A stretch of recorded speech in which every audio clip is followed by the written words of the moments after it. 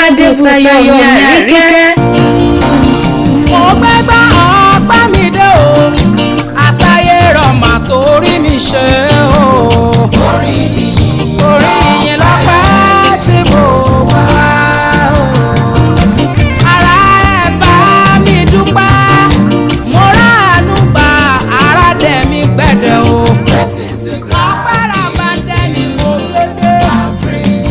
Ọmọlára mi, àbúrò mi, ẹnì kejì mi, ọlọ́wọ́ ọ̀tún mi Àríkẹ́.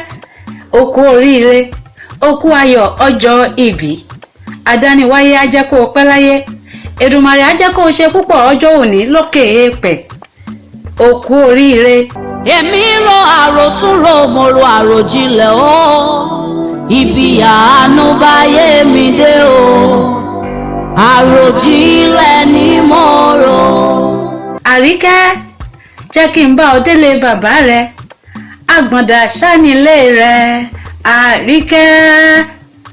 Ọmọlára Adébùsáyọ̀ mi, ọmọ Adédayọ̀ aya Òrógun, jẹ́ kí n bá ọ dàgbọ̀ndà ní tirẹ̀. Ìwọ lọmọ alókè méjì nígbó ẹtu, ọmọ alókè méjì nígbó awókó, ọmọ alókè sádìmù, ọmọ àríbàbà rẹ bátan, ọmọ òkúta méjì ọkọ̀ ìkùrọ̀, ọmọ bẹ́ẹ̀ wíkẹ́yìn síyàn ẹ̀tún wájú ṣe, ọmọ ọ̀rẹ́ aláṣẹ, ọmọ agúnlẹ́yinjú nílé bàbá rẹ, ọmọ aníyànníyàn, ọmọ aníyàn nígbà yé sísu, ọmọ adùn gbélẹ́sẹ̀ nígbà kékeré, ọmọ bàbá wa lókè àgbélé, ọmọ asùlẹ̀lẹ̀ nígbà yé sèrè kankan.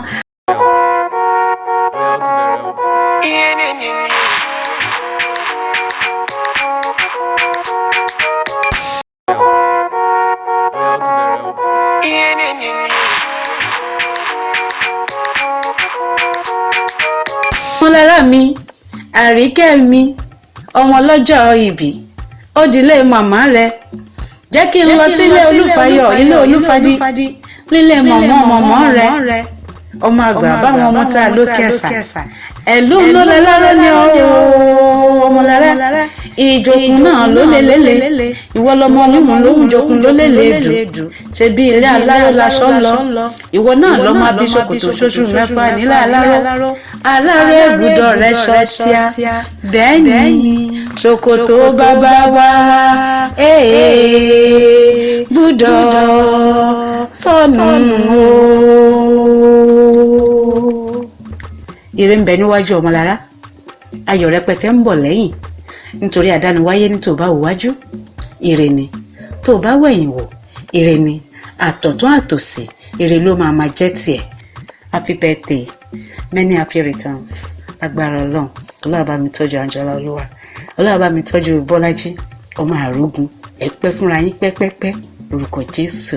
Happy birthday, long life and prosperity. Àjò ló wà o Àríkẹ́, àjò ló wà o Èdùmàrè, á jẹ́ kó kéré ọjà dé.